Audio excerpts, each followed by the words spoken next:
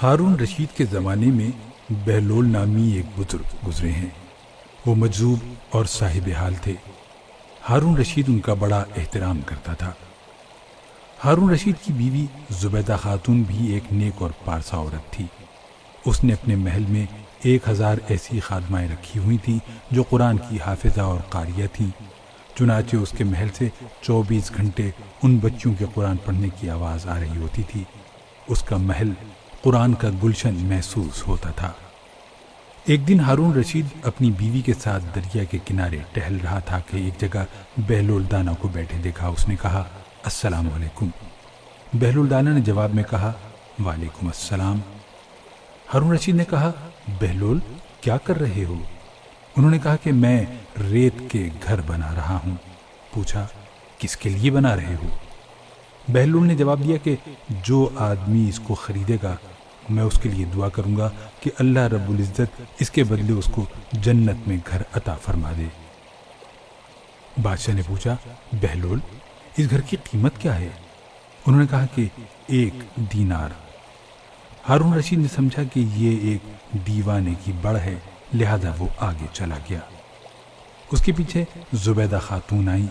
انہوں نے بہلول کو سلام کیا، پھر پوچھا، بہلول کیا کر رہے ہو؟ انہوں نے کہا کہ میں ریت کے گھر بنا رہا ہوں۔ اس نے پوچھا، کس کے لیے گھر بنا رہے ہو؟ بہلول نے کہا کہ جو آدمی اس گھر کو خریدے گا میں اس کے لیے دعا کروں گا کہ یا اللہ اس کے بدلے اس کو جنت میں گھر عطا فرما دے۔ اس نے پوچھا، بہلول اس گھر کی قیمت کیا ہے؟ بہلول نے کہا، 1 دینار۔ زبیدہ خاتون نے 1 دینار نکال کر اس کو دے دیا اور کہا کہ میرے لیے دعا کر دینا۔ وہ دعا کروا کر چلی گئی۔ رات کو جب ہارون رشید سویا تو اس نے خواب میں جنت کے مناظر دیکھے۔ آبشاریں، مرغزاریں اور پھل پھول دیکھنے کے علاوہ بڑے اونچے اونچے خوبصورت محلات بھی دیکھے۔ ایک سرخ یاقوت کے بنے ہوئے محل پر اس نے زبیدہ کا نام لکھا ہوا دیکھا۔ ہارون رشید نے سوچا کہ میں دیکھوں تو صحیح، کیونکہ یہ میری بیوی کا گھر ہے۔ وہ محل میں داخل ہونے کے لیے جیسے ہی دروازے پر پہنچا تو ایک دربان نے اسے روک لیا۔ ہارون رشید کہنے لگا، اس پر تو میری بیوی کا نام لکھا ہوا ہے، اس لیے مجھے اندر جانا ہے۔ اس نے کہا، نہیں، یہاں کا دستور الگ ہے، جس کا نام ہوتا ہے اسی کو اندر جانے کی اجازت ہوتی ہے۔ جس کا نام ہوتا ہے اسی کو اندر جانے کی اجازت ہوتی ہے، کسی اور کو اجازت نہیں ہوتی، لہذا آپ کو داخل ہونے کی اجازت نہیں ہے۔ جب دربان نے ہارون رشید کو پیچھے ہٹایا تو اس کی آنکھ کھل گئی۔ اسے بیدار ہونے پر فوراً خیال آیا کہ مجھے تو لگتا ہے کہ بہلول کی دعا زبیدہ کے حق میں اللہ رب العزت کے حق قبول ہو گئی۔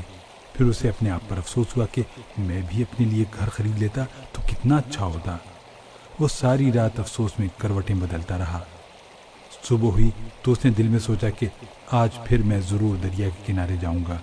اگر آج مجھے بہلول ملے تو میں بھی ایک مکان ضرور خریدوں گا۔ چنانچہ وہ شام کو پھر بیوی کو لے کر چل پڑا۔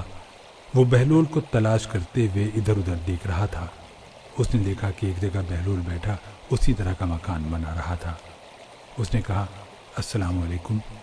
بہلول نے جواب میں کہا، وعلیکم السلام۔ ہارون رشید نے پوچھا، کیا کر رہے ہو؟